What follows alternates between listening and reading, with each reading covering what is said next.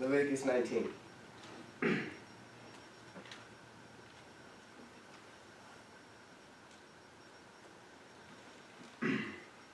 And the Lord spake unto Moses, saying, Speak unto all the congregation of the children of Israel, and say unto them, Ye shall be holy, for I, the Lord your God, am holy. Ye shall fear every man his mother and his father, and keep my Sabbaths. I am the Lord your God. Turn ye not unto idols, nor make to yourselves molten gods. I am the Lord your God. And if ye offer a sacrifice of peace offerings unto the Lord, ye shall offer it at your own will. It shall be eaten the same day ye offer it, and on the morrow, and if aught remain until the third day, it shall be burnt in the fire. And if it be beaten at all on the third day, it is abominable, it shall not be accepted. Therefore every one that eateth it shall bear his iniquity, because he hath profaned the hallowed thing of the Lord, and that soul shall be cut off from among his people. And when ye reap the harvest of your land, thou shalt not wholly reap the corners of thy field, neither shalt thou gather the gleanings of thy harvest. And thou shalt not glean thy vineyard, neither shalt thou gather every grape of thy vineyard. Thou shalt leave them for the poor and stranger. I am the Lord your God. Ye shall not steal, neither deal falsely, neither lie one to another. And ye shall not swear by my name falsely, neither shalt thou profane the name of thy God. I am the Lord. Thou shalt not defraud thy neighbor, neither rob him. The wages of him that is hired shall not abide with thee all night until the morning. Thou shalt not curse the deaf, nor put a stumbling block before the blind, but shalt fear thy God. I am the Lord. Ye shall do no unrighteousness in judgment. Thou shalt not respect the person of the poor, nor honor the person of the mighty, but in righteousness shalt thou judge thy neighbor. Thou shalt not go up and down as a talebearer among thy people, neither shalt thou stand against the blood of thy neighbor. I am the Lord. Thou shalt not hate thy brother in thine heart. Thou shalt in any wise rebuke thy neighbor, and not suffer sin upon him. Thou shalt not avenge nor bear any grudge against the children of thy people, but thou shalt love thy neighbor as thyself. I am the Lord. Ye shall keep my statutes. Thou shalt not let thy cattle gender with a diverse kind. Thou shalt not sow thy field with mingled seed. Neither shall a garment mingled of linen and woolen come upon thee. And whosoever lieth carnally with a woman that is a bondmaid, betrothed to an husband, and not at all redeemed, nor freedom given her, shall be scourged. They shall not be put to death, because she was not free. And he shall bring his trespass offering unto the Lord, unto the door of the tabernacle of the congregation, even a ram for a trespass offering. And the priest shall make an atonement for him with the ram of the trespass offering before the Lord for his sin which he hath done. And the sin which he hath done shall be forgiven him. And when ye shall come into the land, and shall have planted all manner of trees for food, then ye shall count the fruit thereof as uncircumcised. 3 years shall it be as uncircumcised unto you. It shall not be eaten of. But in the 4th year all the fruit thereof shall be holy, to praise the Lord withal. And in the 5th year shall ye eat of the fruit thereof, that it may yield unto you the increase thereof. I am the Lord your God. Ye shall not eat anything with the blood, neither shall ye use enchantment, nor observe times. Ye shall not round the corners of your heads, neither shalt thou mar the corners of thy beard. Ye shall not make any cuttings in your flesh for the dead, nor print any marks upon you. I am the Lord. Do not prostitute thy daughter, to cause her to be a whore, lest the land fall to whoredom, and the land become full of wickedness. Ye shall keep my Sabbaths, and reverence my sanctuary. I am the Lord. Regard not them that have familiar spirits, neither seek after wizards, to be defiled by them. I am the Lord your God. Thou shalt raise up before the hoary head, and honor the face of the old man, and fear thy God. I am the Lord. And if a stranger sojourn with thee in your land, ye shall not vex him. But the stranger that dwelleth with you shall be unto you as one born among you, and thou shalt love him as thyself, for ye were strangers in the land of Egypt. I am the Lord your God. Ye shall do no unrighteousness in judgment, in meter, yard, in weight, or in measure, just balances, just weights, a just ephah, and a just hin shall ye have. I am the Lord your God, which brought you out of the land of Egypt. Therefore shall ye observe all my statutes and all my judgments, and do them. I am the Lord. Let's pray.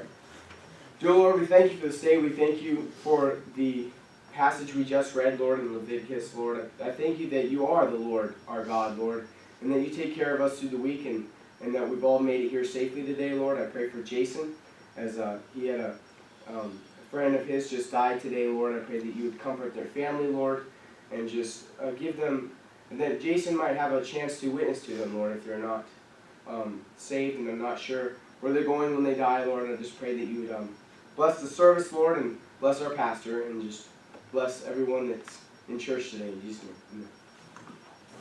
Amen. Yeah, thank you, Daniel.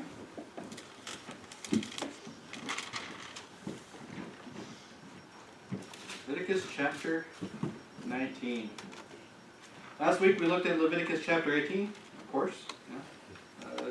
Just goes to show. So last week we looked at Leviticus chapter 18, which was about the children of Israel in general, the nation, the people that lived there, that were brought out of Egypt, and they are part of the nation, and so forth. And they were required. Remember, we talked about the baseline of requirement, the lowest denominator, if you will, of being allowed to stay in the land in the society, in order to produce a proper society, a healthy society, and so forth, that was based upon the flesh, and based upon just being procreation, and based upon what to allow in the land and what not to allow in the land, what practices at the very end of that, for all the people, to where the law, if the law saw these things happening, they had to cut them off from the people to make sure it didn't happen, that they would fear the government and so forth, that these things among all people, even those who were not part of the nation, they were spewed out from the land before because of these things, and God took this very seriously, and we understood that, and so we saw that his people, not just his people, but people of the nation itself, whether they loved God or didn't love God, but they wanted to be an Israelite, they had to abide by this lowest standard that the law had to hold on to. But in chapter 19, we go from just, according to chapter 18, where it says, "And the Lord spake unto Moses, saying, Speak unto the children of Israel, and say unto them, I am the Lord your God," and then he lists all the lowest denomination for those. So he's their Lord, he's their king, he's the one in authority over the nation. So whether you accept him or not, this is what he's going to impose upon you. It is not something that you have a free will to decide, well, I like this lifestyle, so I'm going to live this lifestyle. No, God says, I'm the Lord your God. You're going to do this whether you like it or not. This is his baseline requirement in order to stay in the land. And so that's regardless of who you are. But then chapter 19, "And the Lord spake unto Moses, saying, Speak unto all the congregation of the children of Israel." Notice the difference there. One is for the children, regardless of who they are. And then chapter 19 is about the congregation. Those who congregate before the Lord. Those who are part of his people that say, hey, not only am I part of this nation, but of my own free heart, I serve the Lord. I'm going to church. I'm going to the congregation. I'm going to the temple. And so these people are people that of their own free will have decided, not only am I going to be a child of this nation, not only am I just born here merely, but I am also going to be part of the congregation of the Lord. Remember what we talked about and how that Acts talked about the church in the wilderness? This is truly, whenever the Bible says congregation in the Old Testament, this is not, of course, those who are who have the Spirit of Jesus Christ in them, because that was not given, according to John, that was not given until John 20 when he gave us the Comforter. But that was the role of the Holy Ghost to come in and comfort every believer after that, and we'll discuss that later on as we go through the book of Acts. But this is basically those who are believers and acknowledge the Lord and say, not only do I want to be a believer, but I want to be a disciple of Israel. I want to be a follower of God. I want to have his statutes and so forth, and I want to be part of his congregation, if you will. So there is a standard for people in general which the law demands that they have, and then there is a standard for the congregation. So just as in America today, there's a standard for people in the nation that the law mitigates and forces upon you. You're to do certain things. You have certain obligations according to the law that you must do, and it's not whether, well, I want to go and speed, or I want to go and kill all these people, and it's my free will to do so. You don't have a free will to go and kill whoever you want. You don't have a free will to go 150 miles an hour in a 10-mile-an-hour school zone. You just don't have that right. And if you try to violate those things because you got a free will and I do what I want, then the law is supposed to stop you. And so we understand that there's a law for them. But then that law and standard, there's a different law and standard for the church, right? The law does not regulate on what you're supposed to give to the church. The law does not regulate on how you treat others, whether nice or bad. You have a free right. You have the right to speech. So you can be an idiot and a jerk and say nasty words. And people aren't going to like you, but the law isn't going to stop you. Supposedly they're not going to stop you. You have the First Amendment right to express yourselves in any good or bad way you want. But here in the church, if you express yourself in any old bad way, then we're going to say, "There's the door, bud. Have a good day." You don't have, just because you have a right according to in the standard of the law, does not necessarily mean you have a right in the standard of the church. So somebody can be today in our society they can be cheating on their husband or their wife, and the law is not going to stop them necessarily in our society. But it can be public. They can have all that stuff, and it become public, and the law is not going to stop them or anything. But here in the States, or not in the States, but here in the church, if somebody is going around sleeping and committing adultery, we're kicking them out of the church. There's a different standard. It's like the law won't kick them out of the land for adultery, but we in the church are going to kick them out of the church, right? So there's a different standard for the people of God, for those people who actually want to be disciples of the Lord. And so too it is here in the scriptures, is that you got the children of Israel, which is the nation itself, the people in general. So everybody is held to that standard. I can't say, well, I'm part of the church, and therefore I don't have to hold to these standards that are given to the nation. No, the nation standards are the baseline that you absolutely must hold to, otherwise the law is going to get on your case. But then the Christians, the believers, are held to a higher standard. And so same way here in Leviticus is that the nation is regulated by the law at their baseline standard, and then the congregation before the Levite and before the people of the temple are regulated at a higher standard. And so, for example, here in this passage you'll see several things based upon a priest. You'll see things like, whereas in the previous passage it's not talking about priests and all this stuff, it's talking about things that you're not supposed to do in general. But here in this passage you're going to see a few things that talk about offerings and priests and stuff that have to do with, when you give an offering, you don't go to the local magistrate and offer your offering. You go to the temple in Israel and offer your offering. And so the same way here at church, you don't go to the local town hall to pay your tithe. You go to the church and give your tithe.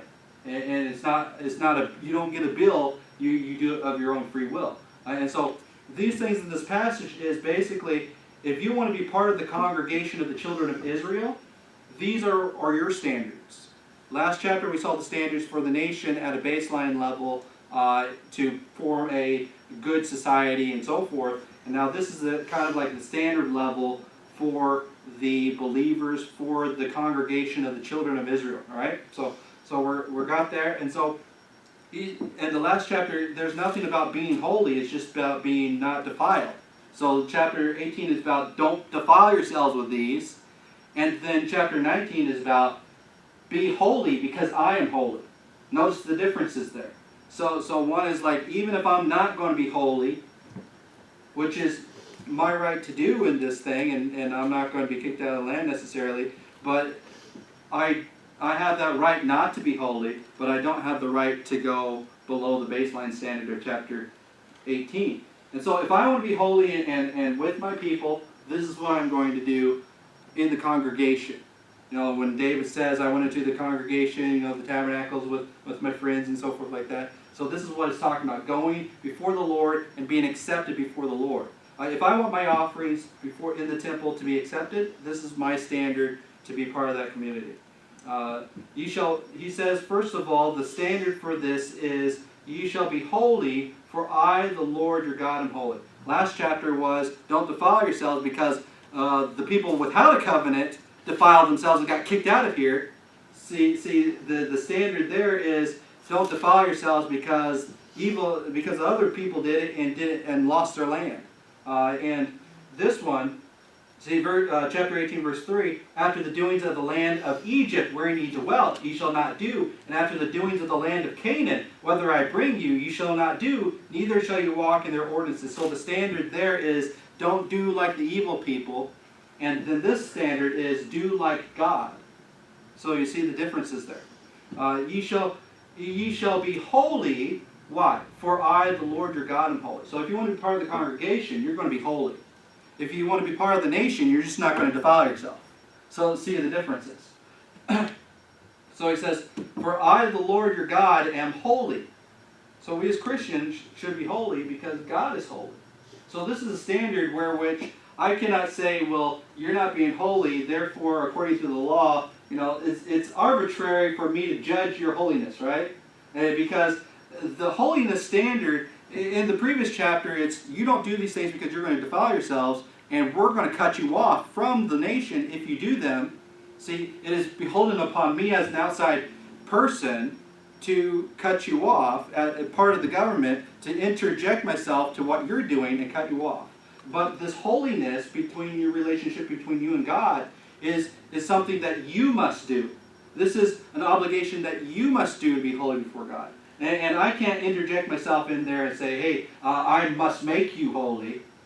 I can't do that. But I can surely in chapter 18 say, I must cut you off here, you know, as a lawgiver, as a person who has the sword, to cut you off from the nation by acting wickedly. I can do that. But I cannot force you to be holy. That is something you have to determine on your own part between you and God to do. And I can only set the standard to where that is. We as Christians can only set the standard to where a measure of holiness is allowed in this church. I can't force you to be a good Christian. But I can say, hey, these are some things we're going to look for, and if you transgress these, then you can't be part of our community. You can't be part of our congregation. And so the first thing is the standard is for you is to be holy, for God is holy. If you want to be part of this congregation, you need to, even if you have failings and not perfect, these are some things you need to hold to. Verse 3, it says, ye shall fear every man his mother and his father, and keep my Sabbaths. I am the Lord your God.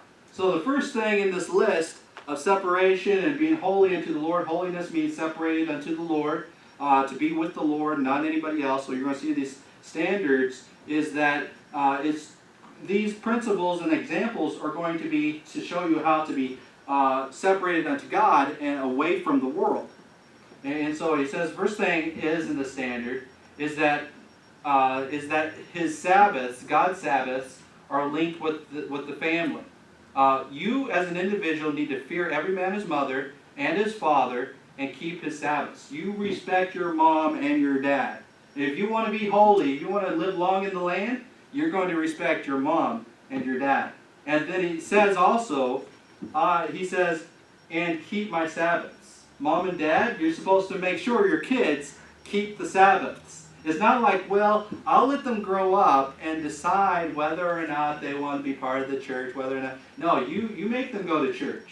That's the first thing in this list of being holy, is you got to be raising your kids in church. And if they don't respect the Sabbath, parents, you're the ones who are supposed to make them fear. You know, and so you as an individual need to respect that situation to where they are taking you to church because it is a God-given commandment. And that's the standard there. And so the first thing you as somebody who wants to be separated unto the Lord is to fear your mom and dad and keep the Sabbaths. Go to church as a family, basically. He says, why? Because I am the Lord your God. Now you're going to notice that he's going to back up every statement, because I'm the Lord your God. Okay, well, why do I have to do this? Because you're holy, because God is holy. I'm the Lord your God. You know? Turn ye not into idols, nor make unto yourselves molten gods. I am the Lord your God. You know? So why should I do these things? Because he's the Lord your God. You know. So if you are a Christian, a follower of Christ, shouldn't you be doing the things that Christ would do? It's very logical, right? So if you are a follower of God, shouldn't you be doing the things because God wants you to do them? That should be the only reason why you would do them. Now, if you get wisdom, you'll understand the benefits of doing these things. But right now, it's because I am the Lord your God. So first, after the parents going to church, the next thing he tells you to do is turn not unto idols. Now, idol there is just what it is, idle.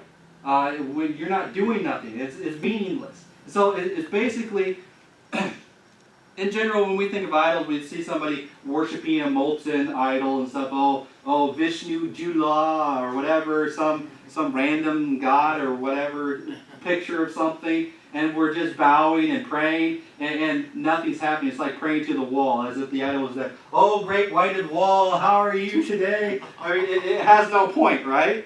It has no point. Turning to idols, wasting my time with meaningless stuff, is basically what it's talking about. There's a lot of things in life that we're very idle. We focus on something. It's worshiping the creature rather than the Creator. It's basically, in general, outwardly, they worship gods that could not see or hear or do anything. So if I'm needing help, and I'm saying, oh, Vishnu Dudu or whatever, help me in this situation, and the idol is not going to help me in anything, because it's just, or whatever. It's just there. It's just a piece of wood or whatever. It's not going to help you. And so, but here in our modern day, we're like, oh, we don't worship idols. We've gone past that foolishness. But what do we worship? We spend time focused on sports and things, and spend time focused on debates and politics and a lot of meaningless stuff in life. Hobbies and things that are just, while they're fun, they're ultimately meaningless. Basically, no, obviously, it's not a problem to have fun and have sports and lift weights and do all these things, but when you turn into idols, it's basically, this passage meaning basically when you're supposed to be doing something productive, you're turning to something unproductive. And so your pursuits in life, what are they? As a Christian, your pursuits in life should not be towards idols or towards meaningless things. You, as in recreation, can obviously play sports and have fun and do things to relax and have a hobby or have, learn something for the joy of learning. You can do those things. It's not a problem. But the problem is when you put them in front of your life and make them your career, make them your focus in life. I can't serve God because I have to go make the team. I can't serve God because I have to win $1 million in the lottery. I can't serve God because I have to go and make a life for myself in something else other than God. So you see, you can make work an idol even, something that we need to do. You can make food an idol even. You can make things, well, you see, I need to travel the world and get all these fancy things, so therefore I can't serve God. See, God has to be in your priority, and then if you want to do something, it can be underneath. Now, obviously, I'm not saying, well, you got to have God as your main God, and then you got to have all these idols you can worship as long as you keep. No, I'm not saying that. What I'm saying is that in your pursuits, you shouldn't be wasting time that ought to be going to God to something meaningless. And so that's the second thing. Go to church. A lot of people go to church. The typical 1950s American, you go to church, you honor your parents, but then after that you go do what you want. It's just whatever you want to do. It's like you do the rituals, and then you can do whatever you want later. No, it says, turn not unto idols, nor make yourselves molten gods. So you go to church, and then you don't go to the bar afterwards. You go to one. If you offer a sacrifice of peace offering unto the Lord, you shall offer it at your own will. You should not be doing things to God because you feel that you have to do them. Now obviously, that doesn't mean there are certain things that you ought to be doing as a kid, especially. You have to go to church. All right, that's just part of being part of your family and respecting your parents. You're going to respect how they worship the Lord. You're going to respect their customs. You're going to fear your parents and keep the Lord's Sabbaths because they keep the Lord's Sabbaths. You're going to be doing those things. But when you want to go above and beyond, that's what the peace offering is all about. Above and beyond the obligations you have, then you ought to do it of your own free will. Not because you think, oh, I'm going to get some fantastic benefit, exchange of goods or anything. No, it's something, obviously we understand how the tithe, ought to be given as a standard. But then somebody wants to give an offering, something that's not required, not really even as a part of, of being a good Christian. There's being a good Christian, and there's going above and beyond. If you want to go above and beyond, then you're going to give it of your own free will. A lot of times people, especially giving offerings or to some great cause, they will guilt trip you in doing it. Don't give because you feel like you have to. Give because you, of your own free will, wish to. And so, basically, he's explaining this next one is basically, when you're doing things for me, do them because you love me, because you want to. Don't do them because you have to. And so, like I said, there are things that you do because you're part of the family, like going to church and keeping the Sabbaths and all these things, and fearing your parents because He's the Lord your God. But then above and beyond the typical duties that you have, don't do them because you think you're going to get some benefit out of it. A lot of kids, they thought, well, if I accept Jesus as my Savior, and then I pray to the Lord and say, Lord, save me, then all my parents and my friends, they're going to treat me different at church because now I'm part of the in crowd. They didn't get saved because they believed on Lord Jesus Christ. They got saved because, quote unquote, got saved because that's the thing that everybody's doing. And look at how they got treated after they got saved, and all their sins are wiped away, and so now they're treating them differently. So I want to be treated differently like that. You see how that somebody's offering can be construed not of free will, but out of some benefit? Same way here. It says it should be, a sacrifice should be of free will. But this sacrifice here, notice the sacrifice. But if you're going to do it, you're going to do it in the Lord's way. Sometimes people say, well, I'm going to give this sacrifice, or I'm going to do this thing, but I'm going to do it in my own way. I'm going to do it the way I want.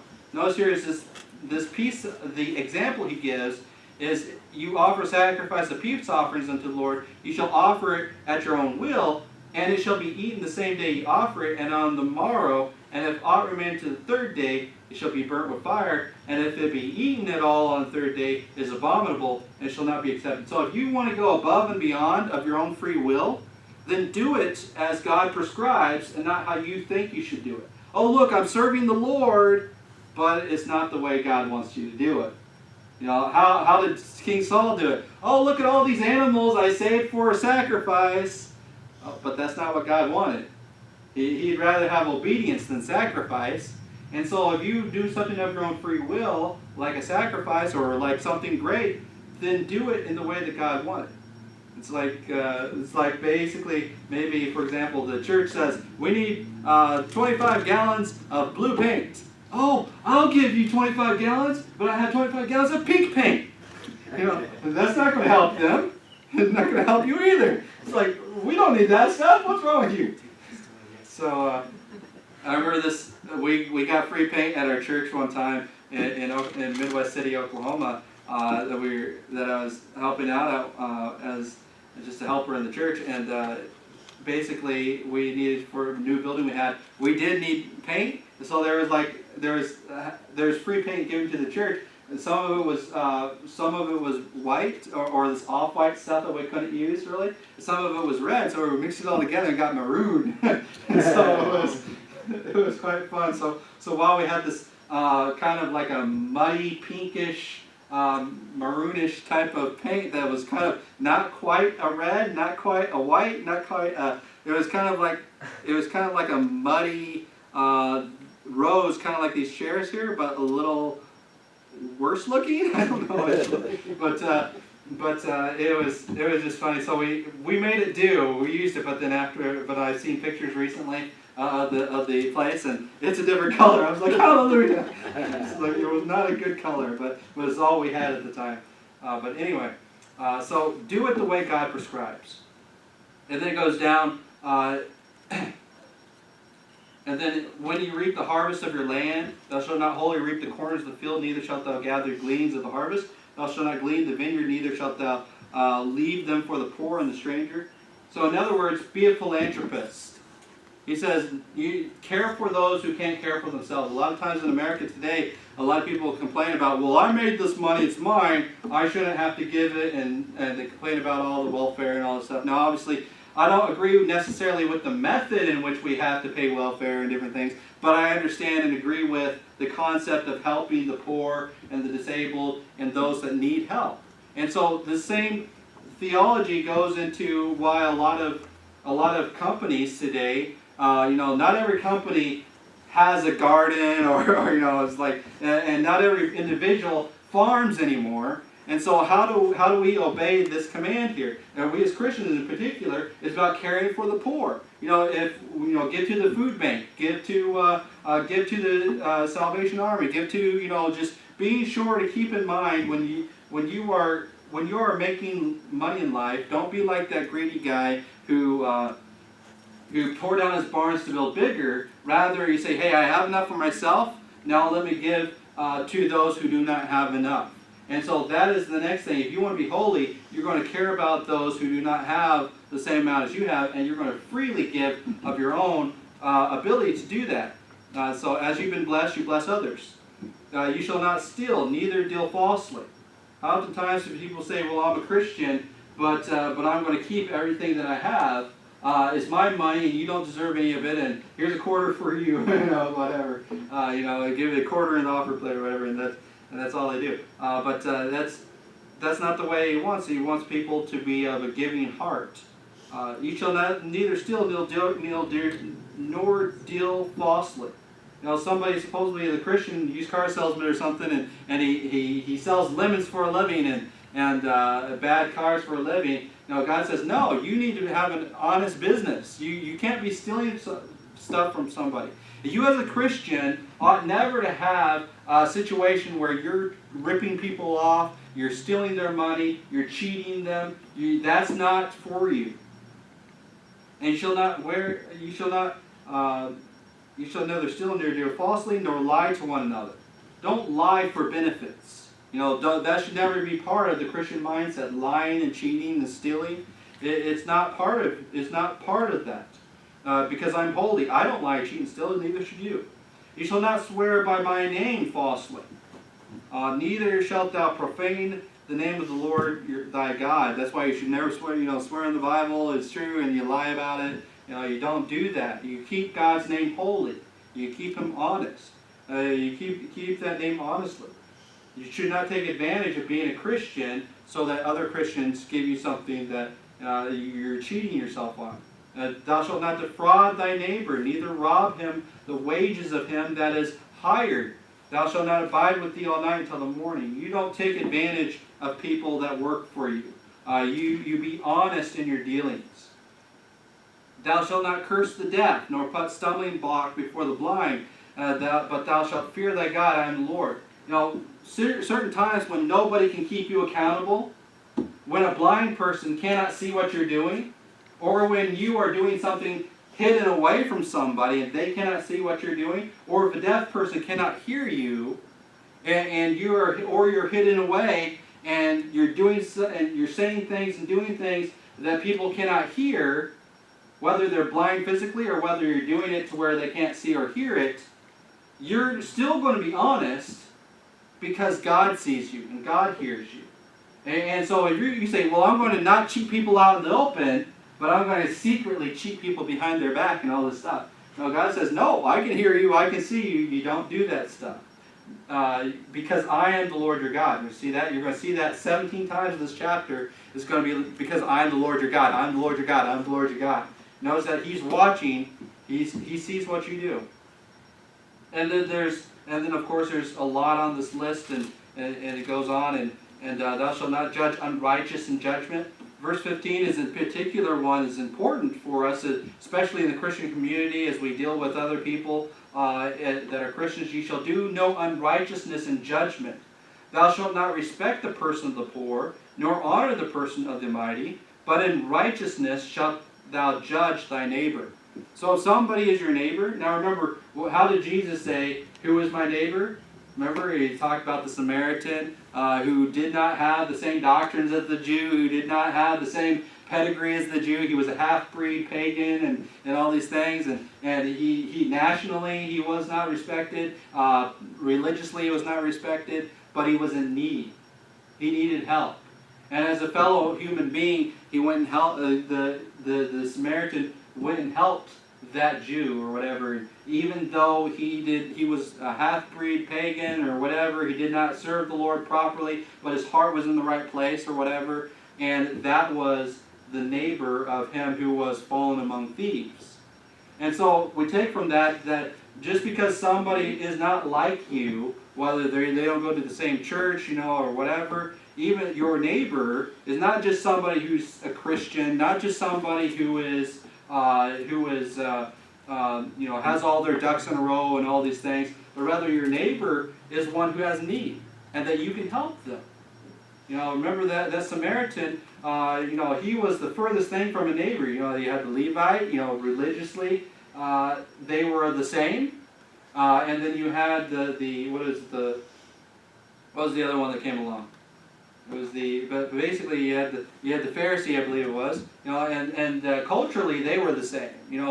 They were all they were closer to them, but the Samaritan had nothing in common with this guy. Wasn't even from the same city, but yet he was the neighbor to him who was fallen among thieves. And so we need to understand this, that when ye shall do no unrighteousness in judgment, thou shalt not respect the person of the poor, nor honor the person of the mighty, but in righteousness shalt thou judge thy neighbor. So if you are in a situation that brings you face to face with somebody else, regardless of who they are, that person is your neighbor. If you have an ability to influence that person is your neighbor. And so what he's saying here is that because if you are part of, if say you're part of this Baptist church and your neighbor is part of a cult, whatever, and then you have a situation where somebody is a member of your church or whatever, does something against this cult member or whatever that is unrighteous, that is not right, that he deals with them deceitfully, or whatever. I'm not going to give an example, but then you say, well, he's a cult member, so that's okay. It doesn't matter. No, he says judge righteously. Just because he's part of your group, he's part of the pedigree, he's a white American Christian, and this guy's a cult member and from Mexico or something, I don't know, and illegal immigrant, whatever. You have to deal righteously. In other words, you should not respect.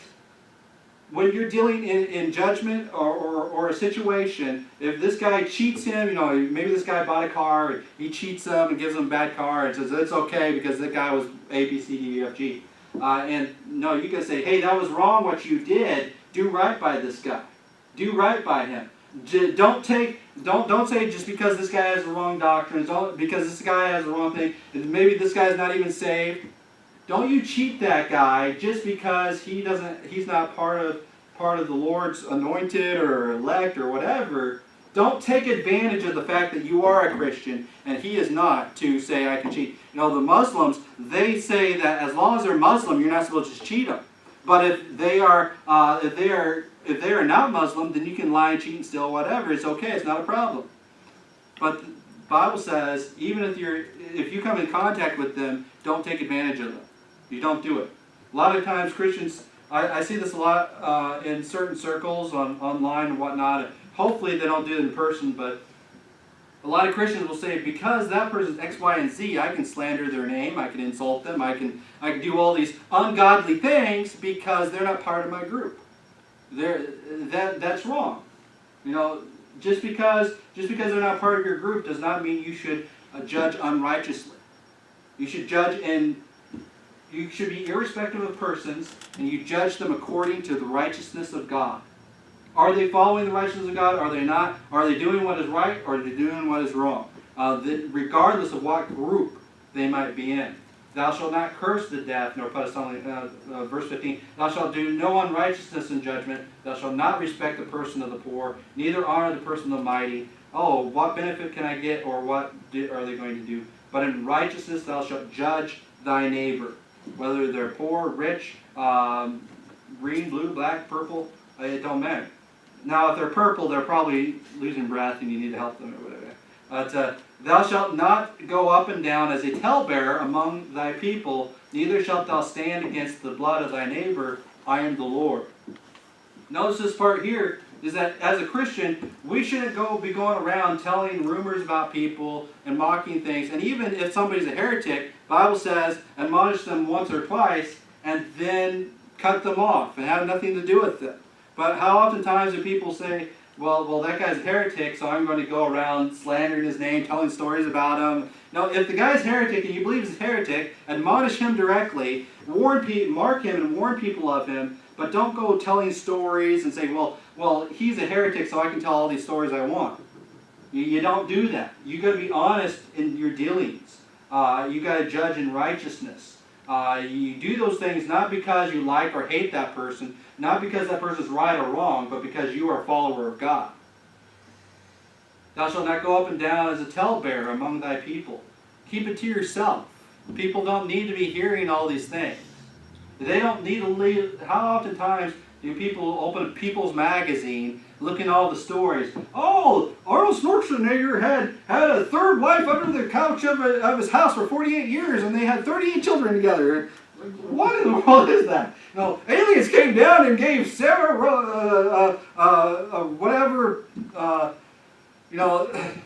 Babe Ruth, 48, it's all this weird stuff, and the talebearers and all this stuff, and they just make up stuff. They do allegations. They do all these things, and then Christians get along right into that garbage. Talebearing and telling rumors. Well, did you hear about what this pagan did or that pagan did? And did you hear what that person did or what this person did? If you want to talk and have a conversation about something, don't have it about other people. Don't talk about other people, what other people have done. If you want to talk to, did you know what the Lord showed me in the scriptures today? You know what the Lord said? Talk about the Lord. Talk about what a missionary's been doing. Talking about, hey, this opportunity came up and I was able to be a blessing. Talk about things that are edifying. Don't talk about, well, did you hear about that person did or this person did? Or did you hear online this thing? No, who cares about all that garbage? Get rid of it. Don't be a talebearer. Don't go up and down and all around. It says, thou shalt not go up and down as a talebearer among the people, neither shalt thou stand against the blood of thy neighbor. I am the Lord. So don't be doing that stuff. Thou shalt not hate thy brother in thine heart. Thou shalt not in any wise rebuke thy neighbor, nor suffer sin upon it. Now, if somebody's a Christian, somebody's saved, somebody's a believer, you should not be hating that person. If they have wrong doctrine, but they're a believer, you should not be hating this person.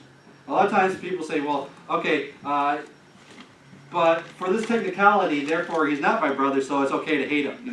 What did Jesus say? What reward have ye if you love your brother and hate your enemy? Love your brother and love your enemy. Because, and so forth, and so that you can be, I should have remembered the quote, but basically he says, so that you can be like your Father that is in heaven. He says to specifically love your enemies and love your brothers, then you are like your Father up in heaven. Basically, badly paraphrasing what Jesus said, but basically that is that if somebody is called a brother, then you should not hate them in your heart. You should not hate thy brother in thine heart. Thou shalt in any wise rebuke thy neighbor. and not suffer sin upon him. So if you are going to rebuke somebody, don't do it. So oftentimes I see somebody saying, oh, I'm rebuking this person, but they're doing it so that everybody can see how bad a person they are. You know, this person, I am rebuking them publicly because they're a bad person. You're a bad man. And so, but the Bible says when you rebuke, do it so that you can edify and help your brother, not so that you can cast them down even deeper, kick them while you're down. You rebuke them so that they will be better. You don't rebuke somebody so that you can throw more sin upon it. Love covereth a multitude of sins. Remember? So if somebody is sinning or somebody is doing something wrong, you go to that brother in private and rebuke him, and then you help him to get where he needs to be, so that when it's made public, it is in a position of edification and not a position of casting down. And so why do we do that? Because the Lord is our God, not because we want to get some advantage out of the situation. Thou shalt not avenge nor bear any grudge against the children of thy people, but thou shalt love thy neighbor as thyself. I am the Lord. So remember, who's our neighbor? Those who are in need. It's anybody, the children of thy people. Regardless of doctrine, regardless of whether they're saved or lost, your neighbor is somebody who needs help. So if somebody is lost, do you hate them because they're lost? No. You help them because they are lost. You edify them and you give them the gospel so that they can be saved. Well, that guy's lost and he's a sinner, so I'm not going to have anything to do with it. No, he's your neighbor. You help him, you save him, and you help him get saved. You give him the gospel. You do those things. And if somebody has the wrong doctrine, well, that guy has the wrong doctrine, so I hate him. No, it said he has the wrong doctrine, and let me try to edify him and help him. Now, if the guy refused to hear, then you go on your merry way and leave him alone, because God will take care of him. His vengeance is his, and so forth. You go along your way. Now, obviously, there are people that, I'm not getting into reprobates and people that attack and try to destroy the Lord. I'm just talking about people that are your neighbors, that are not out to get you, and so forth. They're not out to destroy anybody. You are not to be an aggressor in that situation. You shall keep my statutes. And so this is the next passage here. So the first part of this section is talking about how you as an individual are to deal on a personal level towards God and towards other people, because God is your Lord. And this next level is God's statutes. And so the statutes are outwardly how you appear before other people in the world. And here he says, you shall keep my statutes. Thou shalt not let thy cattle gender with a diverse kind. Thou shalt not sow thy field with a mingled seed. Neither shall a garment mingled of linen and woolen come upon thee. So what does this mean? Now, a lot of times you hear pagans bring this up and say, well, you know, that Bible says you can't wear linen and woolen garments together and all this stuff, and you keep that law anymore? You know, it's not about that. What this is about is keeping the statutes of God. When you appear before man, remember, keep the statutes of the Lord, and then ye shall be holy, for I am holy. So these two things go together. You're holy because God is holy, and therefore you have the first section of this, and then you keep his statutes because you want the world to see that you are separated unto God. So if you are separated unto God, are you going to be living a life of both God's statutes and the world's statutes? Well, you know, I am separated to God, so I believe that all life is holy and that everybody has a right to life, but I think that people have a right to choose. I think people have a right to kill their children before they're born, and all these things. You know, you mix and match.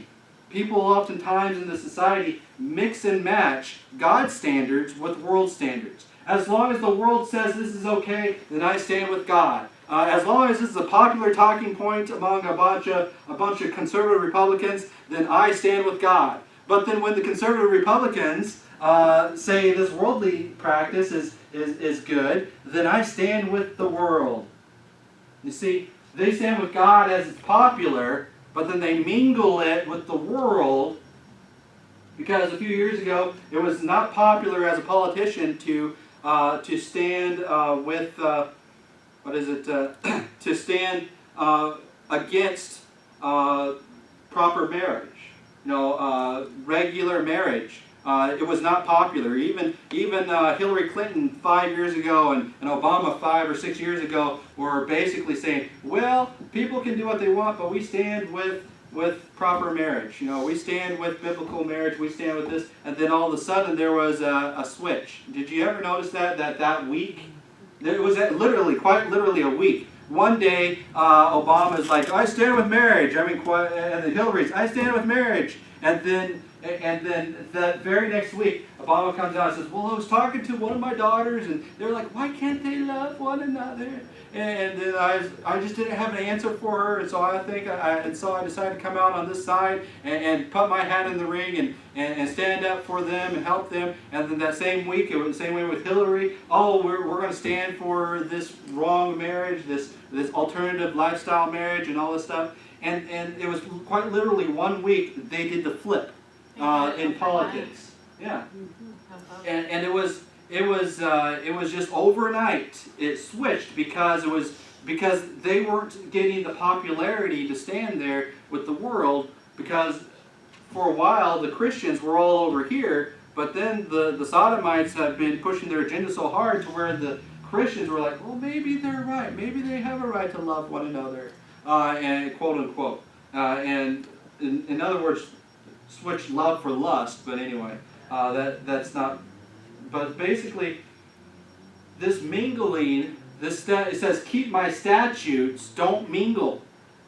And so outwardly, the reason why the Jew, remember what we said, the Jew was not the Jew, the Israelite, the nation of Israel, is to model the laws of God, to show these things outwardly.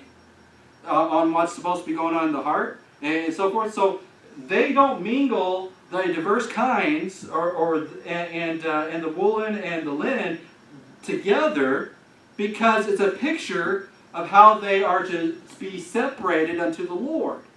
It's a picture of saying, I wear only cotton, or I only wear woolen, or I only wear this because it is a picture outwardly of what I do towards God, to be separated unto God. I'm going to not be one with on Sunday one with God, and then on Monday one with the world, or mix and match as I feel fit in my arbitrary way of living life. I'm going to stay strictly over here. I'm going to keep a distinction between God and the world, God and the world, and then I'm also going to do a distinction between God's statutes and the world's statutes. I'm going to also keep a distinction between the genders. I'm also going to give a distinction between, that's why a lot of people, they have this, what's popular is kind of like a neutered, if you will, a neutered haircut. It's neither a guy or girl haircut. It's just kind of like, I don't know, it's like long on one side and short on another and different things, and it's just kind of weird. But basically, what this is talking about is that women have a distinct look and men have a distinct look, and we're not going to mix and match the things that make a woman distinctly woman with the things that make a man distinctly a man. A woman will look like a woman. A man will look like a man. This cattle will look like a cattle. If I have a purebred cattle, I'm not going to mix it with a substandard cattle here, or this, that, or the other thing. I'm going to make sure that everything looks distinctly like it's supposed to be. I'm not going to mingle, mix and match, and confuse things. Is this field made out of barley, or is this a wheat field? Oh, well, it's a wheat and barley field. I mixed them together. So when I harvest it, I can have wheat and barley together. What if I just want wheat? No, you can't have that. You got to have wheat, barley, and all this stuff all mixed together. You see, that's what he's telling them not to do here. Neither shall a garment be mingled, so that I filled with mingled seed. You got to make sure what that seed is. You don't mix it with. Because if there's a bunch of weeds in there, along with the wheat and barley, you're going to ruin it, and so forth. And whosoever lieth, and so what it's talking about there in statutes, you make sure that everything is distinct and not confused. If there's a gray area, you get that white and black and separate it and make it distinct. You need to make sure that people are not confused on what something is. Is that a woolen garment? Is that a linen garment? Is that barley or is that wheat? Is that an apple or a pear tree? Is that make it distinct? Is that a bunch of goats or is that a bunch of cattle? Or whatever. And then whosoever lieth carnally with a woman, that is a bondwoman. Now this one right here is kind of, now obviously today and hallelujah, we don't have slaves, we don't have indentured servitude in this country necessarily anymore. But what this is kind of, this distinction is basically in verse 20, whosoever lieth carnally with a woman, that is a bondmaid, betrothed to a husband, and not at all redeemed, nor freedom given to her, she shall be scourged, and they shall not be put to death, because she was not free. And that verse is basically talking about how that this woman, because she felt obligated for perhaps one reason or other to lie with this guy, and that he took advantage of the situation because she was a bondservant to lie with her, and perhaps maybe to get ahead in life, to be favored among the other bondservants, then that's why the situation came up. And now today we don't have this dynamic necessarily, but we have had in the news quite recently was when a underling at a company or corporation, maybe a lady, a secretary, well, the cliche secretary sleeping with the boss. This is what this is. The secretary, maybe she's fearing, maybe the boss says, well, if you don't sleep with me, you're going to lose your job. Okay, I'm going to sleep with you. Or maybe the boss is thinking, well, I'm looking for somebody to take this better paying position, and I'm looking around, and she's thinking, well, everybody else is more qualified than me, so I'm going to try to get the position by using my body. And so those situations happen a lot of times in the workplace today, and plus because that person is employed by that company and the boss has a higher position in employment. So you see how that situation can still come up, and if the Bible was written today, that would kind of be the same example, as whereas this bondwoman, in order to have a favorable position or to be in good favor with her boss or a friend of the boss, wants to use this situation. In church, and especially in the congregation, we as Christians and men of God are not supposed to be involved in such a situation. If we're a boss, we should never allow this to happen. If this happens in Israel here, it says that she should be scourged. Typically, if it's a free woman and a free man who commit adultery or fornication, the law is that they're both supposed to be put to death. But because she was in a bond situation, the law here is that she's scourged, and he has to pay in order for him to get back. Because remember, this passage is specifically about people in the congregation, and it's talking about a man who's in this position to lie with them. So she gets scourged according to the law, but he, in order to stay in the congregation, has to give an offering of a goat and confess his sin before the church, before the congregation, because of his wickedness. He has to make it right with the Lord. He cannot just continue in the congregation and not make it right. If we have a guy who owns a business and is caught up in this, out of the church he goes unless he makes it right. Pay the church $100, whatever, I don't know. But it goes on and it talks about these things, and it talks about the field, how that you should properly manage the field environmentally, obviously, and proper practices in regards to the field. We as Christians should not abuse the field and so forth. And then also verse 26, you shall not eat anything with blood, neither shall you use enchantments. It's basically 26 on down is talking about how that we shouldn't be mixing our traditions with the traditions of the world. You shall not make cuttings on your flesh, nor dead, nor print. Just because something's in style doesn't mean that you should be in that style. You shall not make any cuttings in your flesh for the dead, nor print any marks upon you. I am the Lord. Don't cut yourself for the dead, because you are a Christian. You don't do that stuff. You know, don't put tattoos on you if you're a Christian. You know, don't do these things because we need to be separated unto the Lord. If you want to be separated unto the Lord, don't get tattoos, don't cut marks, don't have the fancy hairstyles. You live like you're part of God. You shall keep my Sabbaths and reverence my sanctuary. I am the Lord. AKA, go to church when the doors are open. You know, that's what that one is. Regard not them that have familiar spirits. Now, how oftentimes do people go to church and they're doing things respectably, but they get into tarot cards, they get into enchantments, they get into the horoscope, they get into the signs of the times and the auspicious days and all these familiar spirit things. He says, regard not them that have familiar spirits. Neither seek after wizards to be defiled they them. Thou shalt not rise up before. And so he's basically saying, don't get involved in that witchcraft garbage. Don't get involved in it. And then 32 is about respect. Thou shalt rise up before the hoary head and honor the face of the old man and fear thy God. I am the Lord. Just because he's not related to you doesn't mean you shouldn't respect him. You should respect him. When an elder walks into a room, you stand up. You know, just as in the military, when an officer of the military walks into a room, they say, attention, you know, or whatever, you know, lieutenant on deck or whatever, and so forth. And so he says, so you got to respect the elders. And if a stranger sojourn with thee in your land, ye shall not vex him. If somebody's an immigrant to this nation, to this country, you don't treat them poorly. Why did you learn English? Why did you do this? You know, don't act that way. Don't be your arrogant, redneck, conservative American. You know, don't act that way. Treat him with respect. Treat him in honor. That guy probably knows more languages than you do anyway. But respect the stranger in our land.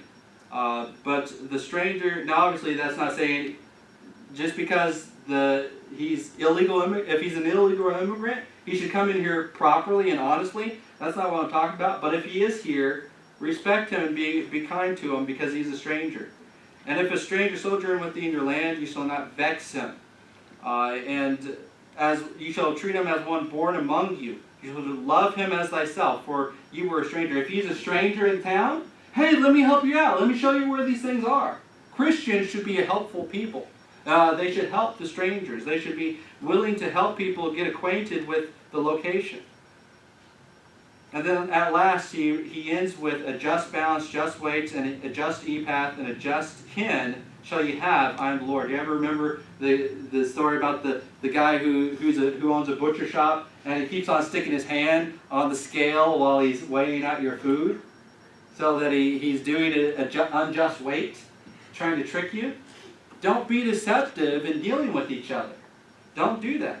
A just balance, just weights, just epath. I am the Lord your God, which brought you out of the land of Egypt. Therefore shall ye observe. Because I'm the Lord your God, because you're separated unto me. If you want to be separated unto God, this is the whole point. If you want to be separated unto God, you're going to keep his statutes. You're going to be honest with others. You're going to judge in righteousness. And you are going to observe all his statutes and all his judgments and do them. I am the Lord. Now, he that is, is going to live with the law is going to do his statutes. He that is part of his government is going to do his law.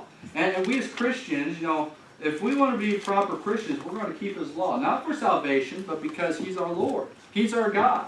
Do these things because he's your God and you should be separated to him. If you're going to be a Christian, don't just be a pretend Christian. Be an honest person. Be an honest person with those around you.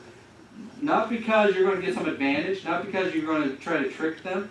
Be honest with others because you're honest before God. Love thy neighbor as thyself because you're going to love the Lord thy God with all your heart, with all your soul, and all your being. So let's be Christians who are separated unto God. Let's pray. Holy Father, thank you for the blessings you give us, Lord. I pray that you'll help us to be honest Christians, help us to be honest people, not just people that are Christians for the name's sake or just because we're good Americans, but rather because we are separated unto us as your people, as part of your congregation, as part of your church in particular, the body of Christ, that we will look and act not like ourselves, not like the world, but like Jesus Christ himself. In Jesus' name I pray. Amen.